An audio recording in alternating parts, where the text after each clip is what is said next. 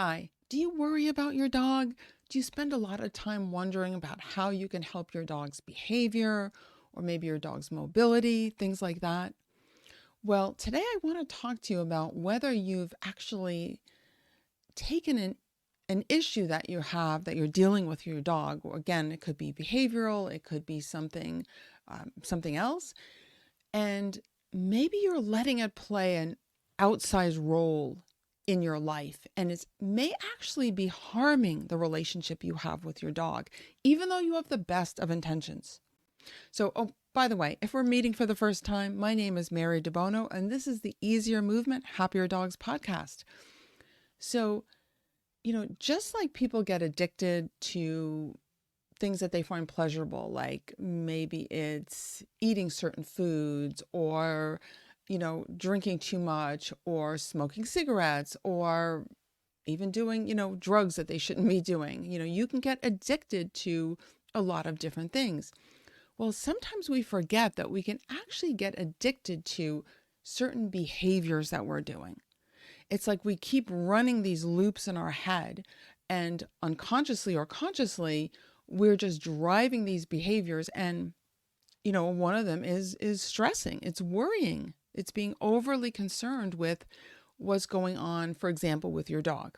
That's just one example, okay? This can show up in a lot of different places in your life. It doesn't just have to be about your dog. But what I've seen from working with dogs and their people for well over 30 years is that it can on a life of its own, and it can really harm the relationship the person is having with their dog because they become so stressed and so focused on just that one issue. I am not saying that you should ignore problems with your dog, not at all.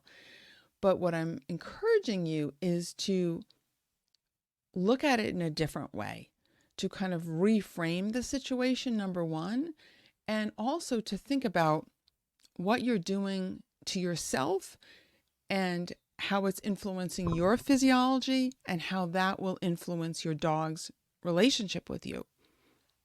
So, something I say a lot is how you breathe, how you move, and even how you direct your attention. In other words, what you think about, right? Those are all felt by your dogs, and it shapes your interaction with your dog.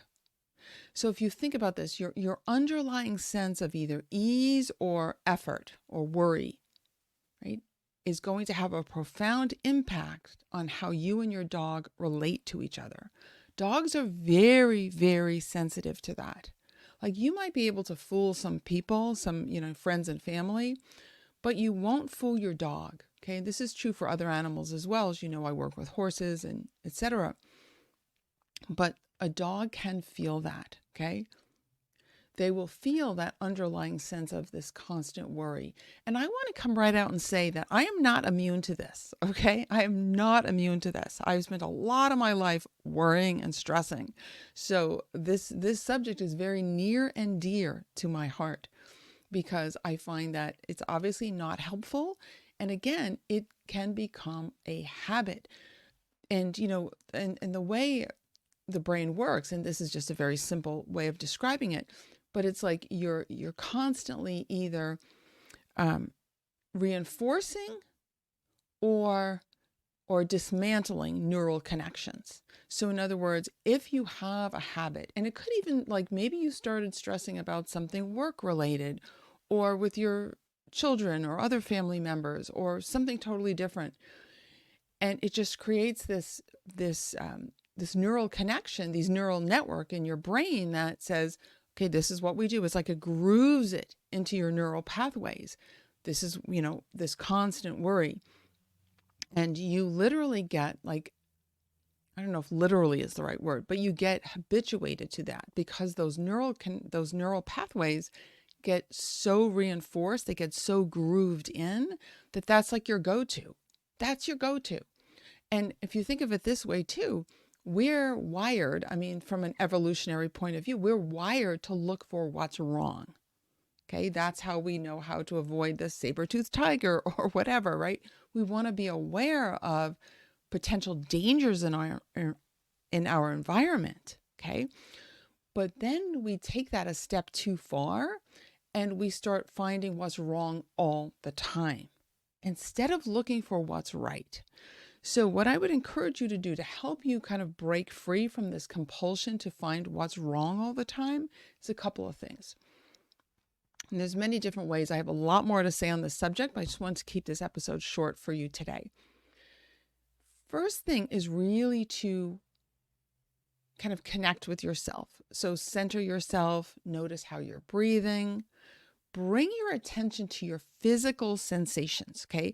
To developing greater body awareness. You can do this when you're sitting down, standing, walking, lying down, whatever you're doing, just start noticing your sensations. Notice, if it's applicable, notice how your feet are contacting the floor. If you're sitting, also notice how your bum is contacting the chair or on the ground, wherever you're sitting. But start to just pay attention. You can think of doing a body scan from the top of your head down to your toes.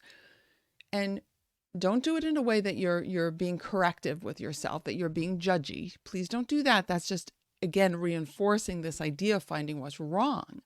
What we're doing is just noticing what is. Just notice what is. And when you do that, you may notice that your breathing will change, right? You'll start to actually regulate your nervous system in a different way. And you'll start to be more present. We talk a lot about being in the present moment. And for many people, that's difficult to do. But if you can just be aware of sensations, that will ground you in the present moment.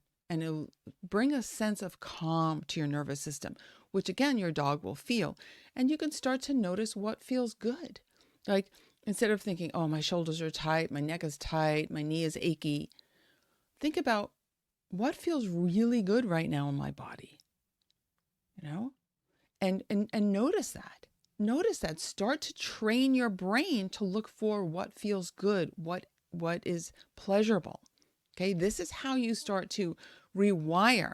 And when you start doing less of the finding what's wrong and that worry train you were on, right? Those neural pathways will start to disintegrate, if you will. They'll start to come apart, and you'll start to strengthen the ones where you're looking for what's right.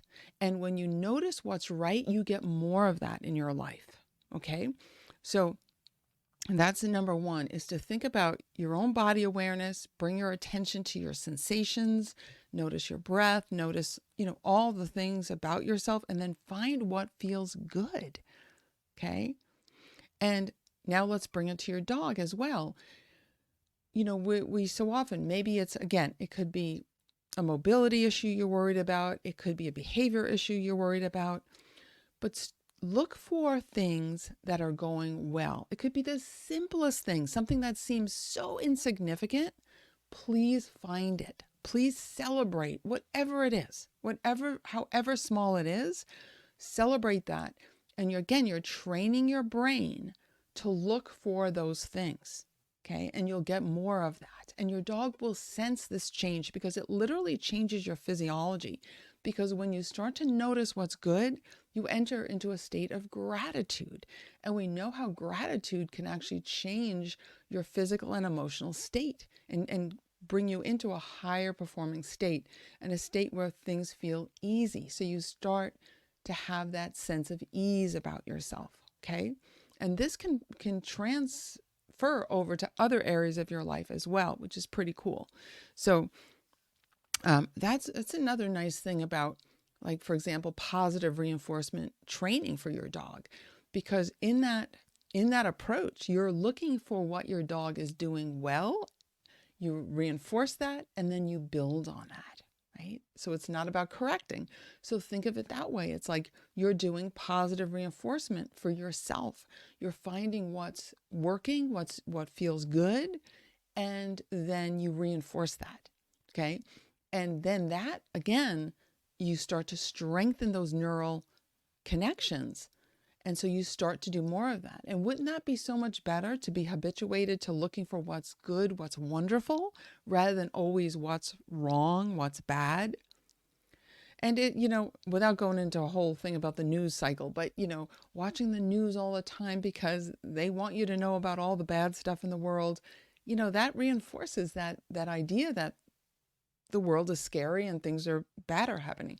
Now, again, that's not to say you want to close your eyes to that, right? You want to be aware, but in a balanced way. So in a way that you're also noticing what's good and wonderful.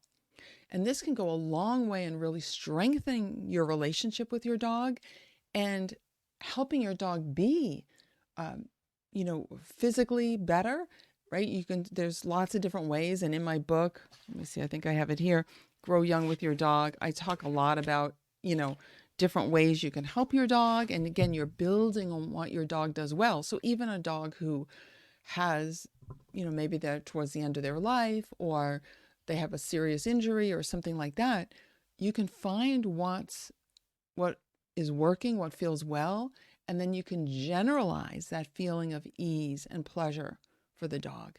The same is true for you, right? And so we want to train the brain. The brain has a particular mechanism they call the reticular activating system, or RAS, people call it. And you can think of it kind of like as a filter. It's like when you go on Google, right? You have to put something in the search bar to tell you, to tell Google what to look for. Well, you kind of do that with your RAS. You tell unconsciously, you're telling your brain what to look for in the world. So when you start to train your brain to look for what's going right? What's wonderful, what's working, right? That reticular activating system will start to search for that, and you'll see more of it. More of it will come into your life, and then it just builds on itself. So it's really, really important.